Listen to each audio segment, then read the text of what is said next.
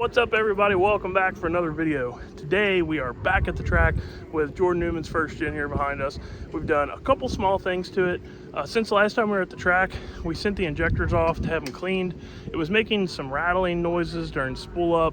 We were a little bit concerned with, and we actually think that it might be the way that the return plumbing is done. But they did find a couple little things with the injectors, so we got a good clean bill of health on those. It starts really good, idles good, everything seems to be really happy with it. We also changed the rear shocks and the front shocks. We did a swap. So we took the single adjustables in the rear and moved them here to the front, and then vice versa. And that's against normal way of thinking. But what we're trying to do is get more control with the front extension. And the rear, with it being leaf spring, it's going to want to extend anyways. So we don't necessarily need the control back there just yet. We need a lot of control up here. So this is a free test that we're going to do to see if we need to buy some really tight valving radial shocks for the front, or if these AFCOs are going to work, and then we can just put something else in the rear. The track today is radial prep. So this is kind of like a private-ish test session. So I went up, walked the track earlier. It's pretty good. I'm sure they're going to drag it or spray it or something before 11:30 when they start. So hopefully, between the changes that we made with the shocks, fresh set of injectors, radial prep on the racetrack, hopefully we will send Jordan all the way down the 8th mile today. But only time will tell. So let's stick around and see how it does.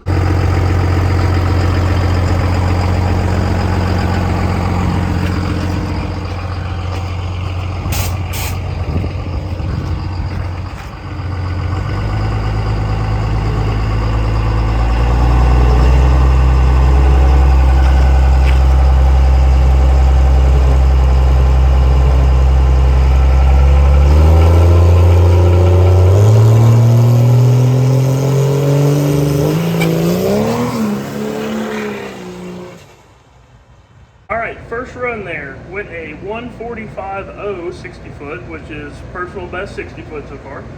Went a 4:18 with a 5, which is the best 3:30. He was instructed to just run it to basically the 3:30, the 2-3 shift. I say get it into third a little bit and then lift, so I can kind of see where to put overdrive in. So let's take a look at some of this data. Like always, red is engine RPM, green is drive shaft RPM, blue is boost. We left on 18.7 pounds of boost. I wouldn't mind for that to be a little bit higher. And then it made a little bit of wheel speed right here. You can see the engine RPM kind of climbed up and fell back down, and a little chirp in the drive shaft RPM here. That is indicative of a little bit of wheel speed. Ran up to the 1-2 shift, 5,000 RPM, 5,061 to be exact. Fell down to 4290, so we got about 800 or so RPM drop with the converter, and then you can see it kind of rolls over here before it makes the 2-3 shift in engine RPM. And this roll is because I'm not turning the dump valve off until 1.5 seconds into the run. So like right there, dump valve turns off, and it takes it about a half a second to refill the converter, and then that drags the engine RPM back down. Then it makes the 2-3 shift. This is not ideal. We left the dump on to try to give this thing a chance to make it through the 60 foot. So since we have really good prep here today and we've got a little bit more front end control, I'm going to turn the dump off with trans brake release, and that'll get the converter coupling about half a second or so in. So that'll be 20-30 foot into the 60 foot, and see if that improves it.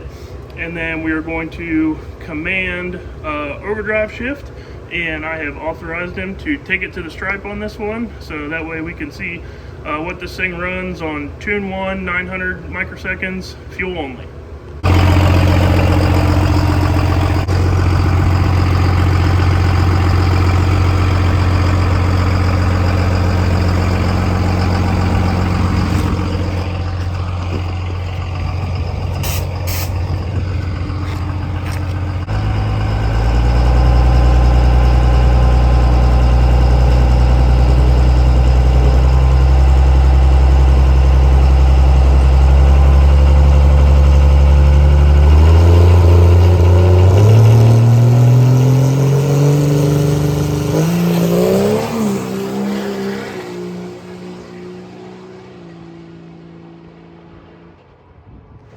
second pass, first full pass all the way to the stripe. Went a 140 60 foot, 140. It went 393 to the 330, and it went 605 at 114. So close to a 5-second pass. 900 microseconds, 2-in-1, fuel only still. So let's take a look at the data and talk about it. Still doing that little blip of wheel speed here.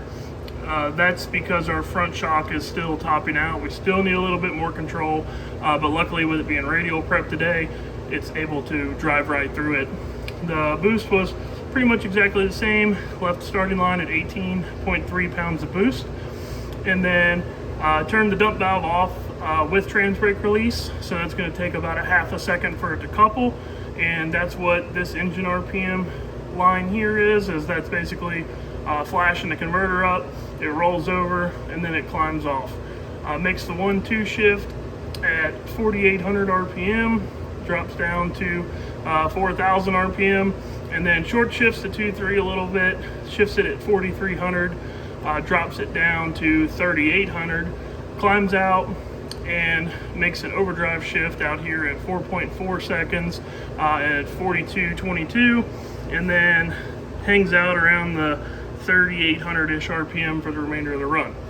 Several things that we need to correct here. We need to raise this 2-3 shift timing up a little bit. We need to get more engine RPM, so we need to shift it at a later drive shaft RPM. That's going to improve our flat line in third gear, because when you short shift it, it kind of wants to run over the converter a little bit, hard to accelerate. The really interesting part here is, check this out. Right here at the top of third, engine RPM is 42.22, drive shaft RPM is 41.57. This is third gear, so this is 1-to-1. This is a non-lockup converter. There are no lockup clutches in this, but it is almost 1-to-1. That is within 0.5% of slip. So this converter that we have in it is actually coupling so efficiently that it's acting like a lockup converter currently. Now, as we throw more power to it, that's going to run over the converter a little bit more. It's going to allow it to slip. But with this current amount of power that we're putting in it, this thing is locked up in third. So I'm turning overdrive off for this one because we don't need it.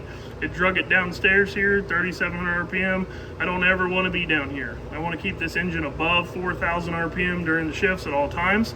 So lockup or overdrive is going to go away for this one. We're going to move the 2-3 up. Hopefully it shifts up closer to 4,800 to 5,000, and then hopefully runs through the stripe about 5,000 or so. And hopefully, if all of that works right, we will get Jordan his first 5-second time slip.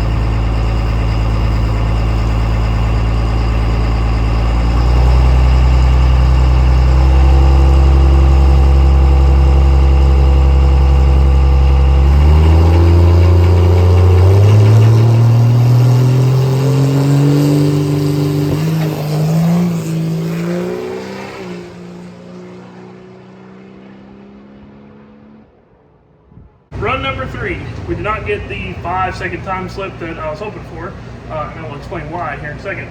But it went another 140 60 foot, 140, went 398 to the middle, so it slowed down 5 to the middle, and then it went 610 at 115. So let's look at the computer and I'll tell you why. So I'm not sure if I mentioned it on the last time or not, but I had decided to turn the dump off before we left the starting line to try to get the boost a little higher, because it was making 18.3 pounds of boost with the dump open. And so now on the starting line, it was making 21.6 pounds of boost. Did bring the engine RPM down a little bit lower than what I like. It's 2850 there. That's a little bit of because of this converter's a little tighter than what I'd like to have in it, but we'll just, you know, roll on with it. So it climbed out and short shifted the 1.2. It shifted it at 3600 engine RPM. And the reason that it would short shift that is because it was getting ready to go faster. With more boost and more load, it was accelerating the drive shaft at a faster rate, so it hit our target drive shaft quicker. Because it was going faster, it made our 2-3 shift be short shifted as well. It shifted that at 4282. So all I'm going to do for this next run is I'm going to leave everything exactly alone and raise the shift points up several hundred RPM. I will probably move the 1.2 up 400 RPM on the drive shaft, which will probably equate to 600 or 700 RPM gain in engine RPM, maybe even 800. And then I'll move this one up probably about 300 RPM as well. So trying to get these shift points closer to 5,000 where it's making more power and everything's happier. And then if that happens, then it should be going faster through here. I've got overdrive coming on at 5,000 drive shaft RPM, so it should make all the shifts, should be faster all the way through, and we should get a 5-second time slip. So check this out. In third gear, at 4.4 seconds into the run, the engine RPM is 4215, drive shaft RPM is 4144. So it's starting to basically lock up, and then by the top of the run, it's actually overdriving. The engine RPM is 4987 and drive shaft RPM is 5045. So this thing is actually beyond 1-to-1. It is just a little fuzz over 1-to-1. This non-lockup converter is locked up through the top end here. That's pretty amazing.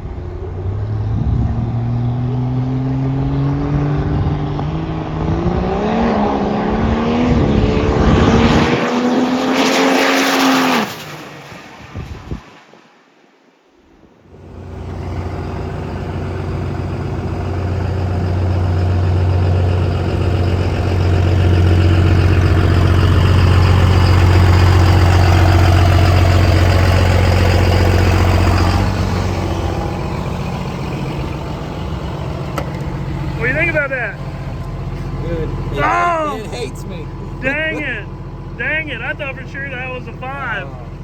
Well, we'll pull the data and we'll see what happened there. It slowed down to the 60 foot a little bit. Dang it, it sounded good. The shift points were good. I thought for sure, I'm like, oh, that's a 599. We'll try again. All right, so why did it slow down? Well, this is several reasons.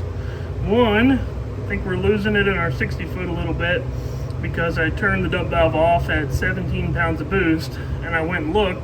We know it takes about a half a second for the converter to start its coupling once you turn the dump valve off. And at 17 pounds of boost, when it turns off, by the time he leaves the starting line, it's starting to couple right off the starting line. That's not helping us with our wheel speed, and that's not helping us accelerate the truck. I really wish we had the G meter working on this so I could really show you guys, but I want to get that couple out of it. So I've moved turning the dump valve off back to 15 pounds of boost, So hopefully the converter will be filled back up before we leave the starting line, and it won't do this number. We ideally want it to just climb out. Our shift points were a little better. We got 4412 on that one.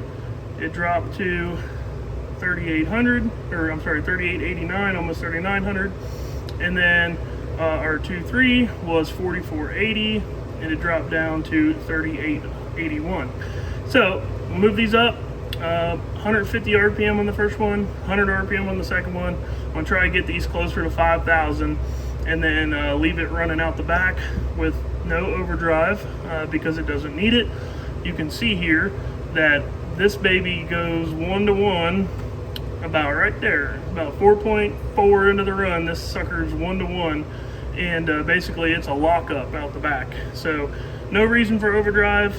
He ran it to 6.6, ran it, you know, well past where he needed to, and this thing is still actually overdriving. Drive shaft RPM is 5129, engine RPM is 5077, so we have absolutely no need for overdrive yet. We're not reaching any barriers with engine RPM, so hopefully get the couple out of it early, raise this shift point, get our 60 foot back, try to not make this any worse than what it is, because there's nothing we can do about that today, and hopefully get us a 599 time slip.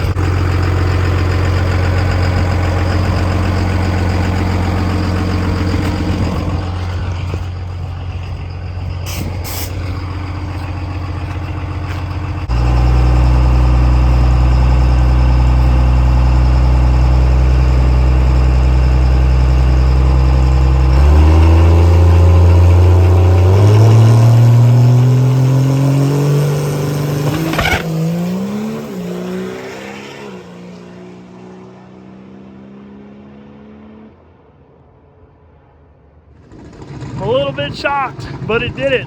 597 and 116 miles an hour without touching the power. Just changing shift points and converter dump manipulation. So I got the data here. Let's go jump on the laptop and see why this thing went faster. So the beginning part of this run is pretty ugly, like you saw in the video there. Left the starting line at 2925 engine RPM, 22 pounds of boost exactly. And it spun the tire. That was that little hoppy scene. This little bit here is a little bit of the wrap of the tire. I still think it might have been trying to couple the converter when we were leaving the starting line. So if we had time to make another run today, we would move that. I would probably, you know, go another pound of boost earlier, turn that dump valve off to get it fully filled, because I think that it was starting to couple when he let off the trans brake, and then with the fact that we can't slow the front shock travel down, it made it, you know, too much power, too much torque right here, and spun the tire. That's what this blip and drive shaft RPM is, and then that's what our blip and engine RPM is. And then it hooked back up and it took off and started hauling ass. Shifted at 4725. It dropped down to 3728, so it dropped almost 1,000 RPM on the shift there. That's a problem with the 245, 145 gear set. It drops a whole bunch of RPM on the 1.2. Ran up to about 4,600 on the 2.3, dropped down to 3969, so dropped about 600 on the shift there. And then out here, about 4.3 into the run, this baby is 1-to-1 again. She's locked up. And out the back at the very top, you can see that the drive shaft RPM is about 50 RPM higher than engine RPM. And if you come back here and you do the calculations, do the math, at the top of second gear, it's overdriving a little bit. At the top of first gear, it's overdriving a little bit. So this converter is like having a lockup converter, but without having lockup. The problem with this is it's really making us work for it early because it's tight early. So we're gonna have to work on our chassis get our chassis right to really be able to take advantage of this. The easy button here would just be to stick a 17-150 in it, and we would improve 60 foot, and it would go faster because of that, because we'd have less RPM drop. We'd improve in the 60 foot, but we would have 10-15% slip out back here, and so we'd have to band-aid that with horsepower. So you give up something. You either give up being easy to do the chassis side, or you give up lockup essentially out here. So we're going to keep running this thing with this converter, and I'm going to work on the chassis back here and see if we can't make this green line perfectly nice and level. So we want this thing to just climb out. We want engine RPM to just climb out. And one of these days, when we get everything all figured out, this thing's going to be really fast, and we're going to have a lockup without having lockup. That's going to do it for today's radial prep test session at Edgewater Motorsports Park. We got Jordan at 5-second time slip. Pretty cool. Tune 1, fuel only. We basically had that thing turned down as much as we could turn it down. The wastegates are wide open on it. That we really can't turn it down much more than that. So pretty cool to get him in the 5s there with it, and know that we have quite a bit of more horsepower left on the table. Quite a bit of things that we need to continue to work on with the chassis to get it happy, so that way we can put more power down, because you can have all the power in the world, but if you can't get off the starting line, it doesn't really help you much. So that's going to do it for this one, guys. Thanks for watching. I hope you guys like this one. If you guys like this type of content, drop a comment below, and tell Jordan Newman congratulations on his first 5-second run. Thanks, guys. See you next time.